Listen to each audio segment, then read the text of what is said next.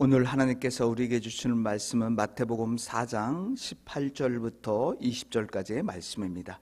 신약성경 5쪽입니다.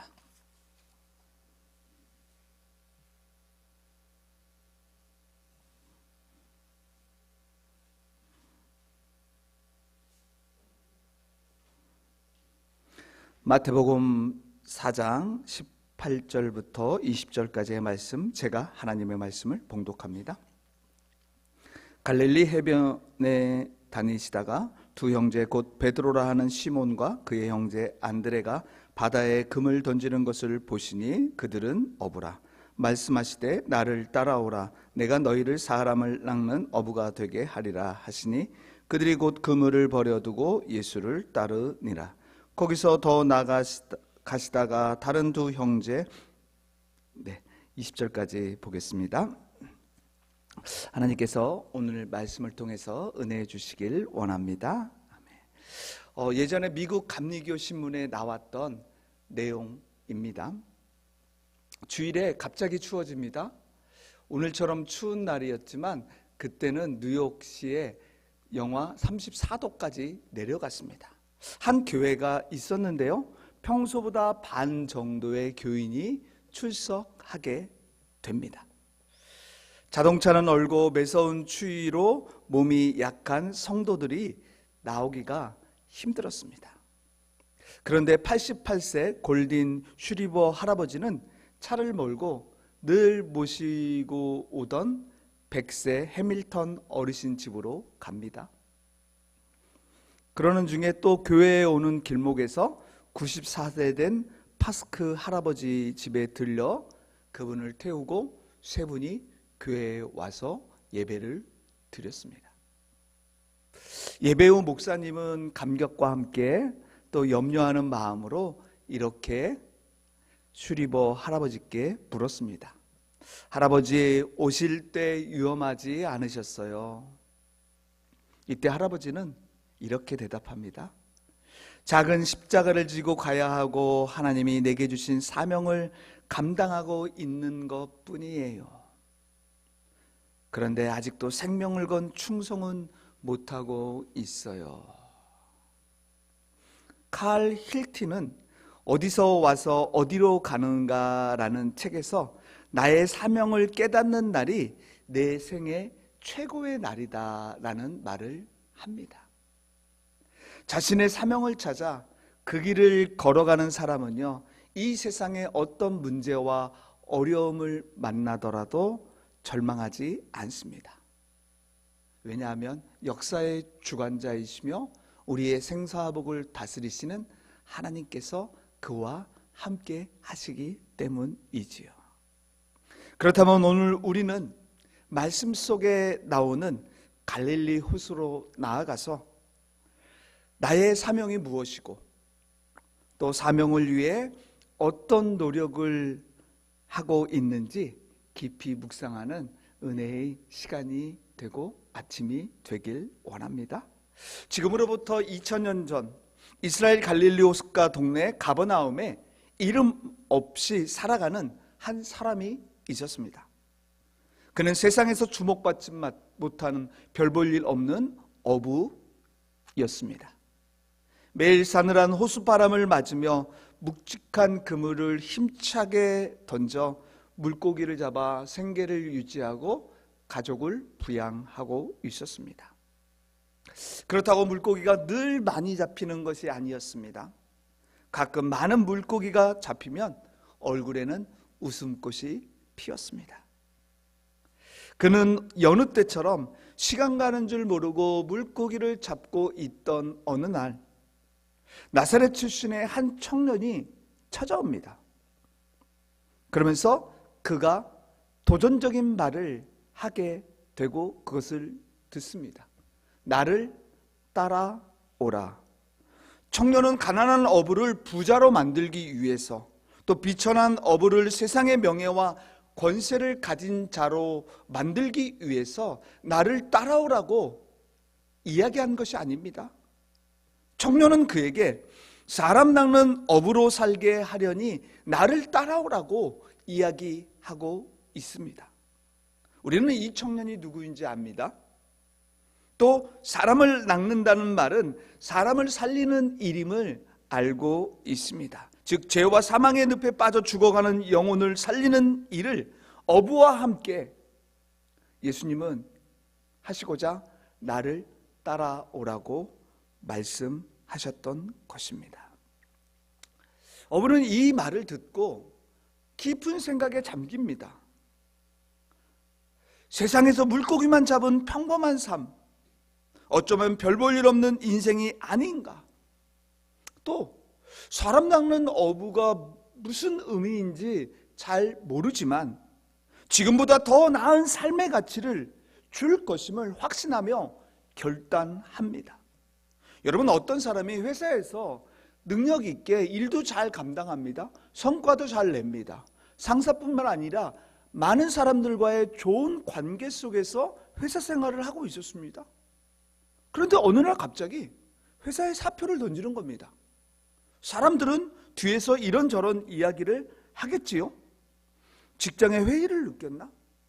아니면 또 자기 사업을 하기 위해서 회사를 그만뒀나? 아니면 좀 더 좋은 직장을 가기 위해서 사표를 냈나? 등등 말합니다.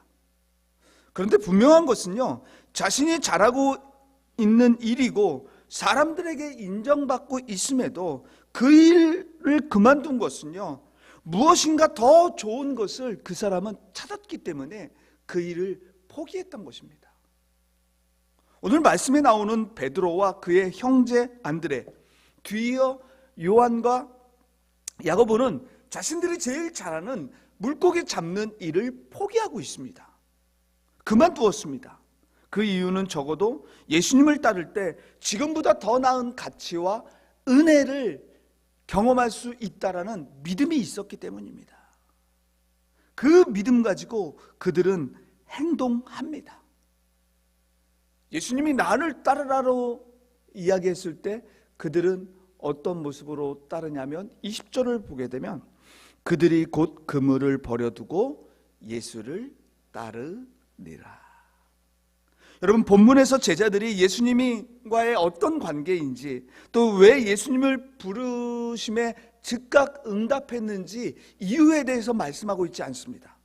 다만 분명한 것은 예수님이 부르실 때 자신의 생업에 그리고 모든 것을 다 즉시 내려놓고 따르고 있다는 것은 사실입니다. 또한 예수님께서 제자들을 부르실 때 세상적인 능력을 보고 있는 분이 아님을 알게 됩니다. 학벌, 지식, 스펙 요구하지 않습니다. 오직 예수님께서 주목하신 것은 말씀에 즉각적으로 순종하는 것 그 하나만 보고 그들을 부르시고 계신 겁니다. 여러분, 믿음은요, 우리의 순종을 통해 확증됩니다. 또 믿음은요, 우리가 순종할 때 아름다운 열매를 맺게 합니다. 우리가 말씀에 즉시 순종하는 것을 머뭇거리게 되면요, 사단은 내 안에서 게으름과 불평이라는 독을 집어넣습니다. 그래서 순종을 미루게 합니다. 이제 베드로가 예수님의 부르심에 즉각 응답합니다. 이제 제자의 삶을 따라 사는 모습으로 나아가는데 우리가 알고 있듯이 그의 제자의 삶은 그리 만만치 않았습니다. 한마디로 어려웠습니다, 여러분. 덤벙대고 시행착오도 있었고 마귀에게 속아 이용당하기도 했고요, 혈기를 내어 칼로 남의 귀도 자르는 사고도 쳤던 그입니다. 결정적 순간에 그렇게 믿고 따르던 스승 예수님을 모른다고 부인했던 자입니다. 예수님이 돌아가신 후 자신의 나약한 모습을 보며 탄식합니다.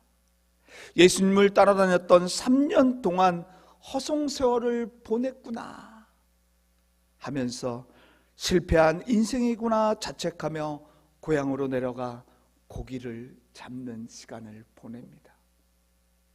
그러나 예수님은요, 이런 베드로를 포기하지 않으셨습니다.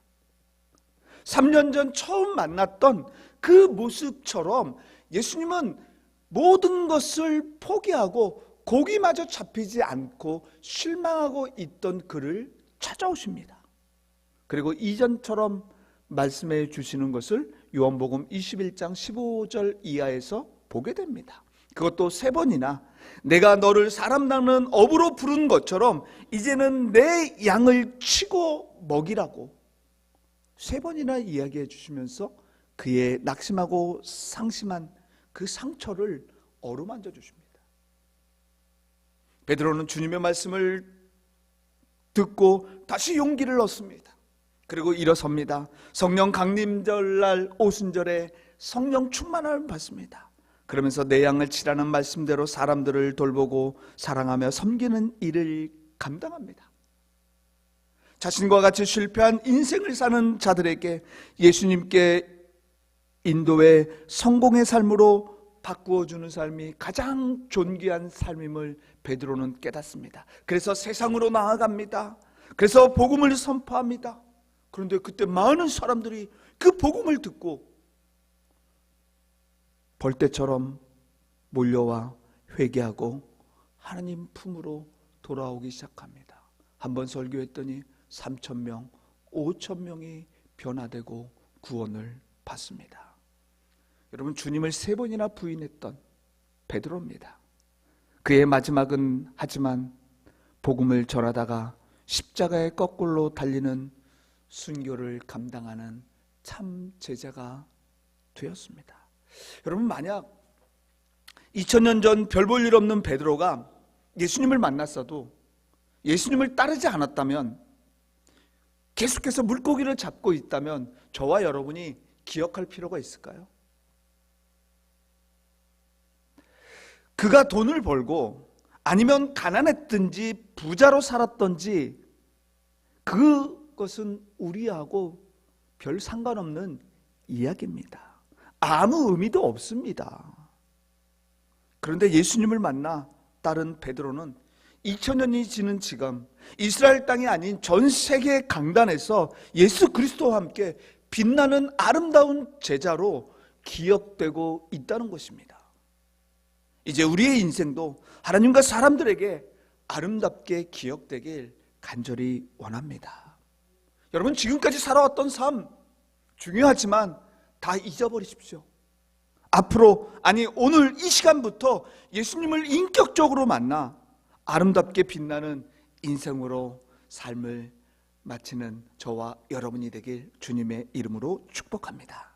여러분, 오늘 말씀은 이런 인생을 사는 자가 바로 사람 낚는 어부라고 말씀하고 있습니다. 그런 의미를 생각하며 본문 4장 18절 19절 말씀 함께 읽기를 원합니다. 4장 18, 19절 다 같이 함께 읽겠습니다. 갈릴리 해변에 다니시다가 그 형제 곧 베드로라 하는 시몬과 그의 형제 안드레가 바다에 금을 던지는 것을 보시니 그들은 어부라 나를 따라오라 내가 너희를 사람을 낚는 어부가 되게 하리라 하시니. 아멘. 여러분, 말씀을 자세히 보게 되면요, 어부를 부르시는 그때 예수님의 강한 의지를 보게 됩니다. 무슨 말입니까? 예수님은 베드로와 안드레를 향해서 내가 사람을 낚는 어부가 되게 하겠다라고 말씀하십니다. 즉, 사람 낚는 어부가 되게 하는 것은 바로 그 주체가 예수님이라는 말씀을 하고 계십니다. 즉, 베드로가 주님의 제자가 된 것은요, 그의 능력과 실력과 모든 것을 겸비했기 때문이 아닙니다. 그를 부르신 예수님이 친히 모든 것을 이끌고 도우시고 함께하면서 그를 참 제자로 만들어 주시겠다라는 말씀을 그를 부르실 때부터 하셨습니다. 여러분, 오늘날 사회에서요, 회사에 취직하려면 이력서를 씁니다. 서류 심사를 통과해야지 때로는 2차, 3차 면접을 통해 회사에 취직하여 일을 감당합니다.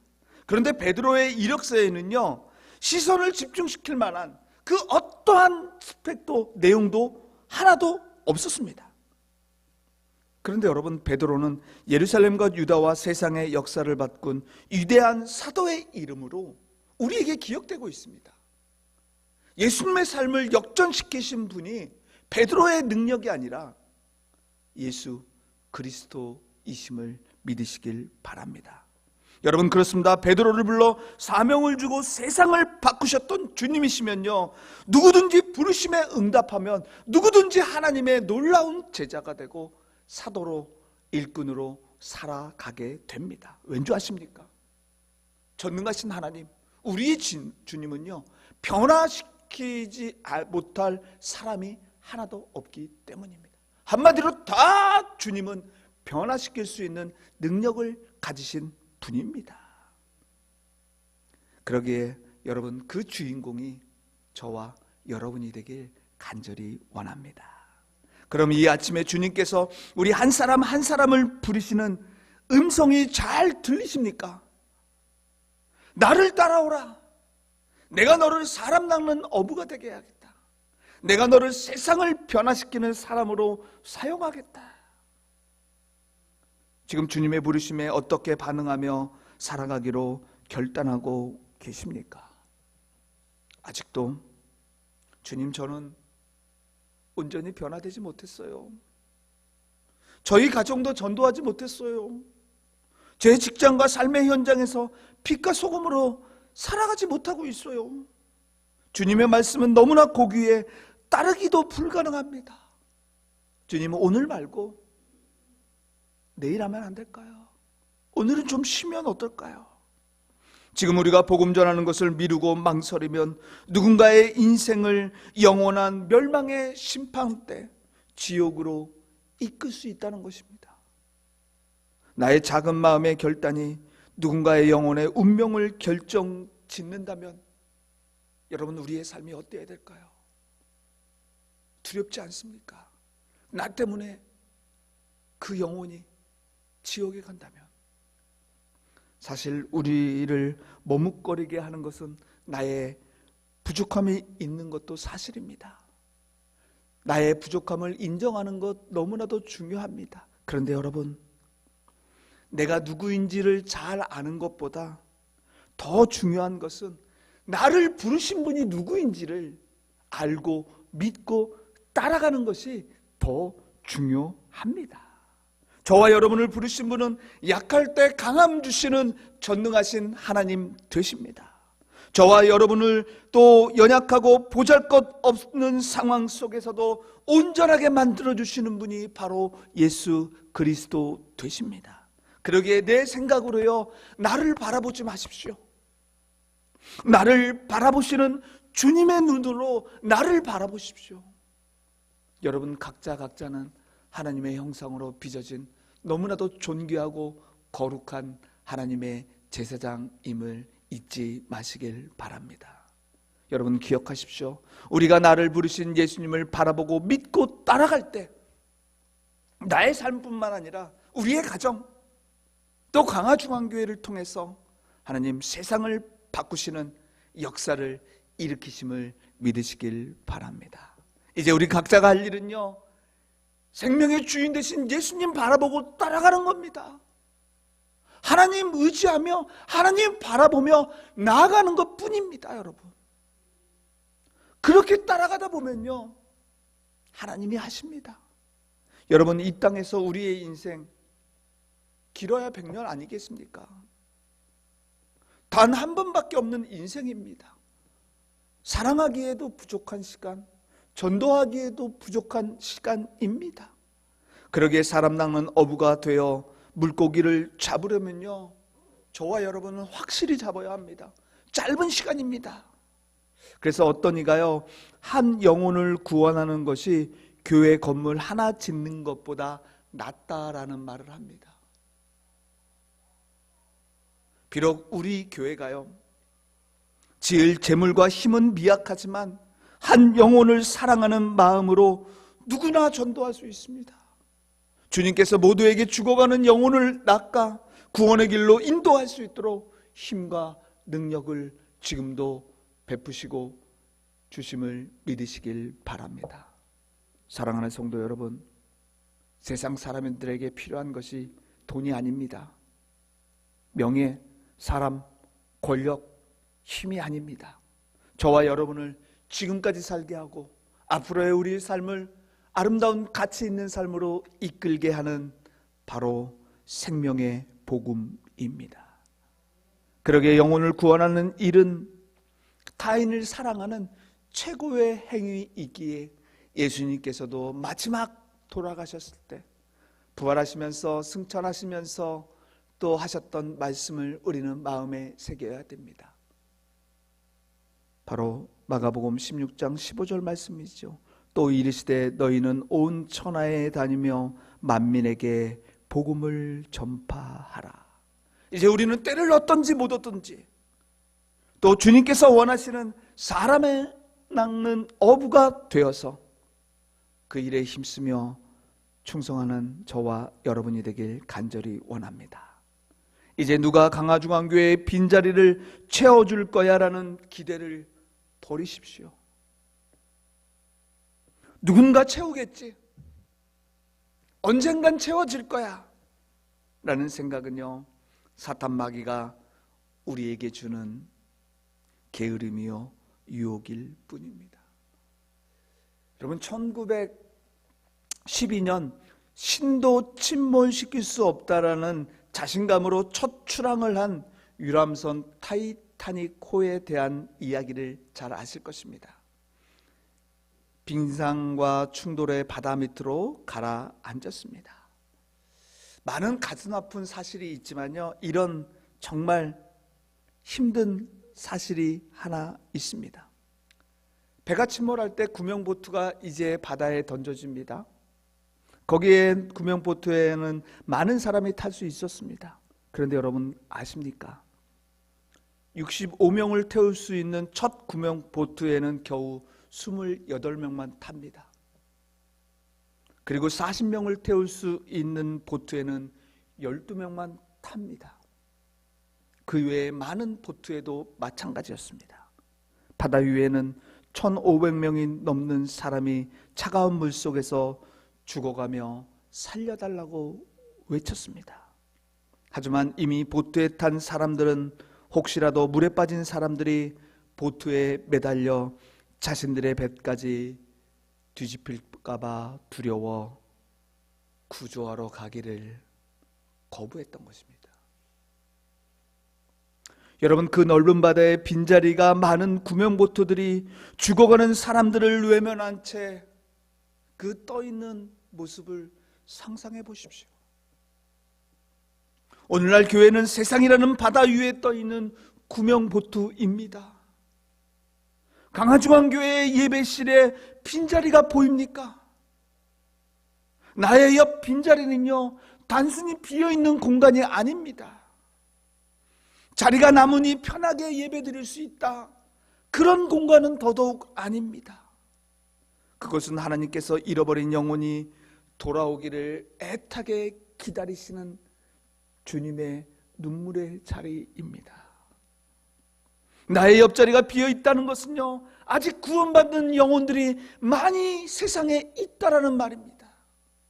나의 옆자리는 지금도 세상의 파도 속에서 죽어가는 영혼들을 태울 수 있는 구원의 공간이 바로 나의 옆자리입니다. 혹 우리가 이미 구원받았다는 안도감에 취해 빈자리를 보고도 다시 세상을 향해 그물을 던지지 않는다면요, 우리는 텅 빈 구명보트를 타고 유유히 떠나는 이기적인 생조장들과 똑같습니다. 빈자리가 누군가 와서 채워줄 거야. 여러분, 그런 일은 없습니다. 내가 전도에 데려와야 할 생명의 자리, 사명의 자리가 나의 빈자리입니다. 여러분, 그렇습니다. 베드로가 주님께 순종하며 그물을 내렸을 때 물고기를 많이 잡았습니다. 우리가 입으로 예수님을 전하고 삶으로 보여주지 않으면요, 한 영혼도 낚을 수가 없습니다. 누가 아닌 내가 먼저입니다. 가깝게는 우리 가족들, 그리고 나의 이웃, 사랑하는 동료를 나의 빈자리에 앉게 하는 것이 우리 각자가 짊어져야 할 주님이 주신 십자가요 사명임을 믿으시길 바랍니다. 그래서 오늘부터 이렇게 우리 기도하면 어떨까요? 하나님, 나는 사람을 낚는 어부입니다. 내가 이 빈자리를 채우기를 원합니다.